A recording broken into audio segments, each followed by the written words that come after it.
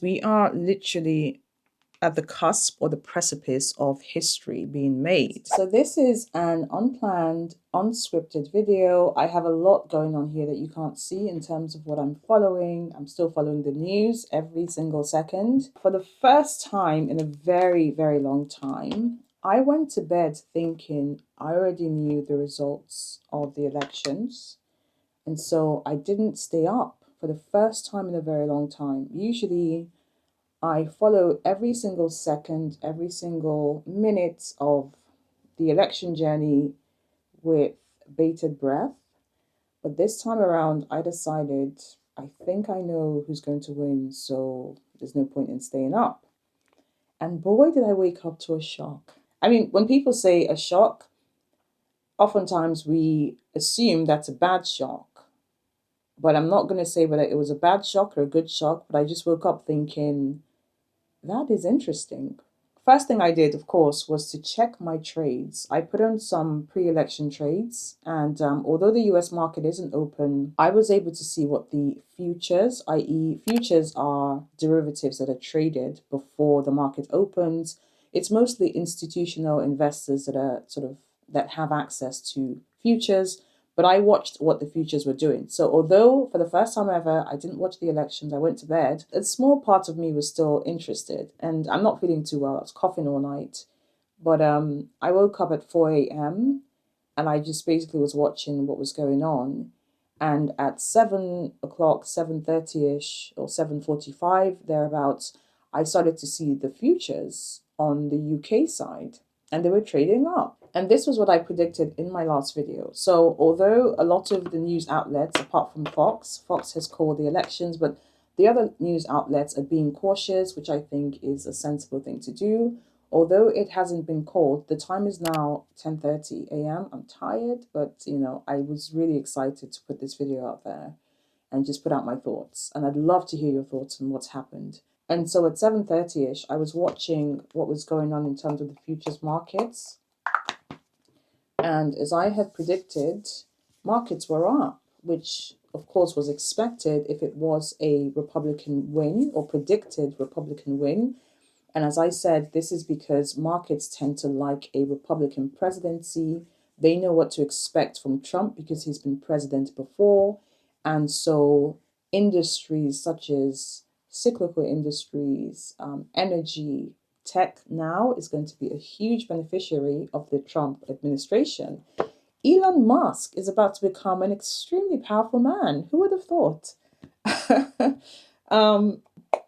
Sorry, guys. I didn't have enough time to put on my beauty treatments this morning. But yeah, who would have thought that Elon Musk is about to become a very, very powerful individual? The American people have given a mandate, and whether or not we agree with the choice is neither here nor there. It's pretty much, we're headed to the finish line now. I've got about 3 devices going. I'm watching my chat groups. I'm on some markets, sort of industry chat groups, investment banking, private equity, venture capital, asset management, and the likes. And I'm watching a lot of the messages coming on different chat groups. On one hand, it's a very humbling, very sobering moment, to some extent, a very depressing moment for some people. And on the other hand, it is a very victorious, very positive moment for others. Now, whether or not this is the right choice for US and the rest of the world, because don't forget, whatever happens in the US affects the rest of us indirectly or directly. So whether or not this was the right choice, time will tell. On my groups, I see a lot of the breakdown of the votes by race, by gender, and by class, economic class. And the results are very interesting. I've heard some news anchors talking about this being a revenge by the average man, a sort of comeback, if you will. I've heard the rhetoric that people are feeling very marginalized, people are feeling very sidelined, they feel like they haven't been heard. Some Americans, I wouldn't say all Americans, but a lot of Americans feel like they are worse off now than they were 4 years ago, 6 years ago, because of inflation. And so they feel like this is Americans saying we've had enough and we want to change. It's interesting because I remember the last elections. Guys, I'm sorry, this is a freestyle video. My thoughts are going to be not as collated as they usually are, or not as structured. But I remember the last elections, and afterwards, people said there was no way that Donald Trump was going to come back into office.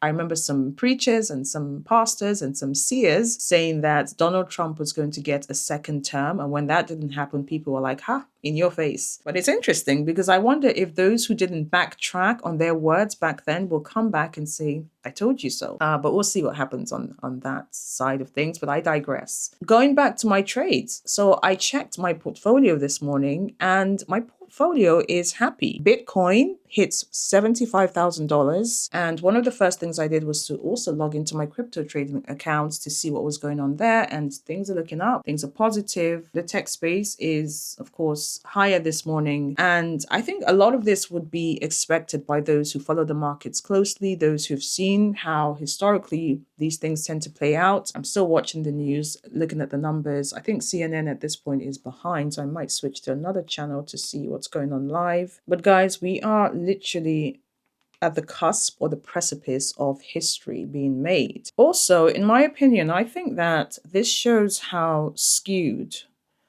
or polarized the media is. Because pre-elections, I think that the media was very much leaning towards one candidate. And a lot of rhetoric, a lot of the narratives, a lot of the analysis that we were seeing, was favorable, I should say, to one candidate. And I also heard another news anchor say it just shows you that, the will of the people is very different to what the message that has been pushed on us so far. On some of my groups, there's chatter around the fact that it's very unbelievable that America has voted for a convicted felon. Again, I'm just relaying what I'm seeing going live on some of my groups. And it's just a very sobering moment for a lot of people. There's a lot of disappointment. There's a lot of joy on other groups. So the question now is, I guess, how should one be positioned going forward? I think the video I did before pretty much hints at that. A lot of local companies in the US are going to benefit from this. As I said, cyclical companies, oil and gas, tech is going to do really well thanks to Elon. I haven't actually checked the dollar, so let me check to see what the dollar is doing right now. So my prediction is, and I haven't seen it just yet, my prediction is the dollar will be stronger on this news. One second. Let's see what the dollar is doing. Yeah, so the dollar is a lot stronger on this news as expected. It is currently trading at 1.2897 versus the pound, which is a strengthening of around 1.1%. By the dollar, and it's trading up against the Japanese yen, it's trading up against the euro, against the Swiss francs. Aussie dollar is trading up as well, i.e. the dollar is really stronger against other currencies. If you were looking to convert your dollars to other currencies, this would be the time to do so because you're spending less dollars per the other currency. So if I had dollars in my account at the moment and I've been looking to convert them to pounds, this would be the time to trade because, of course, I'll be getting more pounds for every dollar that I spend. And that's basically how to play the FX markets. So I'm just looking at some analysis on my phone as I watch the elections on the other side, on the other phone. And I've got some other sort of screens going here. So in terms of trading, I'm going to keep investing as I always have. The US markets are not open at the moment, so I can't put on too many trades, but I'm going to keep investing as I always have, focused on the health of companies, the fundamentals of companies. Of course, look at the industries that tend to do well when we have Republican presidents in place and capitalize on the strength of the US dollar. I do have some funds in dollars that I've been waiting to change, and this is looking pretty good at the moment. Let me just show you what the chart has done today. So this is what it's looking like as of today, as of right now. Oh, I don't know if you can see that. So that's what the dollar is doing right now. It is strengthening as we speak. It actually strengthened a lot earlier today around 6 a.m. So the previous close was 1.3 against the pound, i.e. $1.3 for every pound.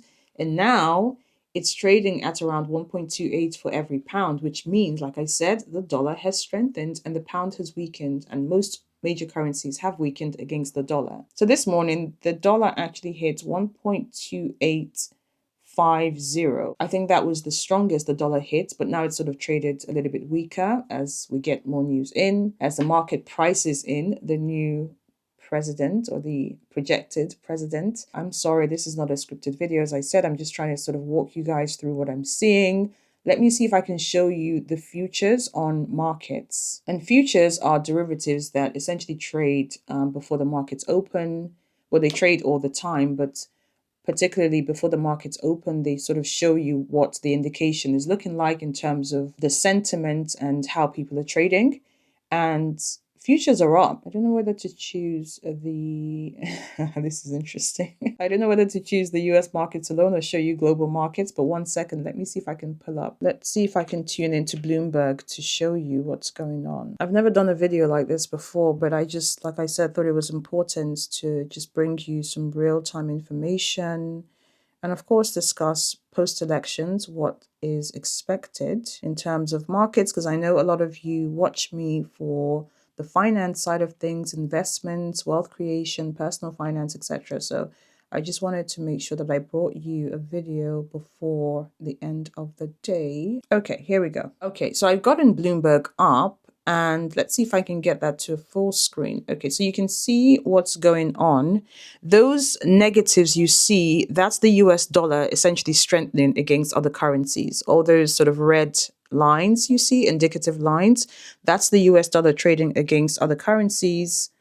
And this is the opposite, which means, i.e., you can see the strength of the dollar. So the green lines show you how strong the dollar is trading against other currencies. I'm just waiting for, this is the crypto markets. You can see cryptocurrencies are up, and it's looking very, very positive for crypto markets. These are the futures. This is what I wanted to show you. These are the futures trading up. You can see pretty much almost every major market is up on the news. Again, markets do like a Republican presidency. So yeah, even the sort of non-US markets, the FTSE 100, the DAX, the CAC 40, and other major markets are trading up. However, the Asian markets are trading down. Now, I wonder why that is. I think we know why that is. So I'm just reading a comment from Bloomberg, and it says, "We have just witnessed the greatest political comeback in the history of the United States of America," Trump said earlier Wednesday at his election watch party in West Palm Beach, Florida. So, okay, that was a quote from Trump. But I think a lot of people share that sentiment. Oil right now is trading down. Natural resources are trading down. Gold is also trading down. Gold tends to trade up when there is a lot of uncertainty in the markets. But now that we have pretty much an idea of what's going to happen, gold is trading back down, i.e., there is less uncertainty in the markets because we have an idea. So guys, yeah, I just wanted to walk you through what my typical election day activities are like, what I watch, what I look out for. This is arguably one of the most important elections we'll ever see.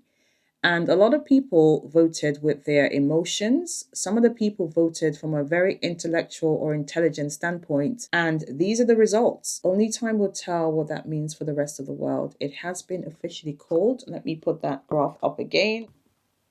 And these are the results. So it is official. Donald Trump is going to be the next president of the United States, the 47th president of the United States. What actually shocks me in all of this is the huge margin with which Donald Trump has taken office. I'm actually really, really shocked by that. I thought it was going to be an extremely close race, but not so, not so. And of course, Republicans have also taken the Senate. So this is a very, very decisive and very clinical result in terms of people's decision and how people voted. Now, I follow politics very closely in my country, in other countries, just to keep abreast of what's going on and sort of know how that affects the world, myself, my portfolio, my money, etc. And the one thing I would say is that the campaigning on the Democratic side this time around was, in my opinion, quite weak. And I do think they had quite a very weak candidate as well. The quality that we got out of the two candidates this time around was just not there. But I think especially on the Democratic side of things, or the Democratic Party side of things. And going forward, of course, we will see a lot of analysis on the results and why certain things happened the way they did. The rhetoric around Donald Trump is evil, it doesn't really work anymore. You have to give people a greater reason to vote, to choose you. And I think that was what was lacking on the Democrat side this time around. The messaging was just very weak. And the only trope they had was the other side are evil, don't vote for them, vote for me. There has to be a lot more. People have to have a plan. People have to believe in your plan. And I think that Harris was just very centered. She was very sort of moderate in her messaging, and it was too focused on the other side. It wasn't focused on what to expect if we had a second term of a Democratic presidency. So for me, I think that was a huge mistake on the side of the Democrats this time around, especially if you look at the breakdown of the votes. For example, on the Latino side, Donald Trump was up, I think, around 10 points versus Biden, who was up around 20 points, and Hillary Clinton as well, who was up where the Latino votes were concerned. So, beautiful people, that is it for now. I can go on and on. I can give you a minute by minute breakdown, but we already have the results. Now is always a great time to start your investment journeys. And that's what we talk about predominantly on this channel. Start small. If you haven't invested before, you could start with ETFs, i.e. funds that cover a whole market, a whole region, a whole sector. But if you are picking single stocks, for example, look at the industries or the sectors that Donald Trump is focused on. And those industries that are more likely to do well over the next 4 years at least. That's how I invest, and that's sort of my guiding compass when it comes to sector investing. And that is it. I wish you all a pleasant day, regardless of how you voted. Keep your head up high. Life goes on. And now is a time to just push forward and focus on the future. Yeah, I wish you all a lot of success in your investment journeys. All right, that's it. Bye for now.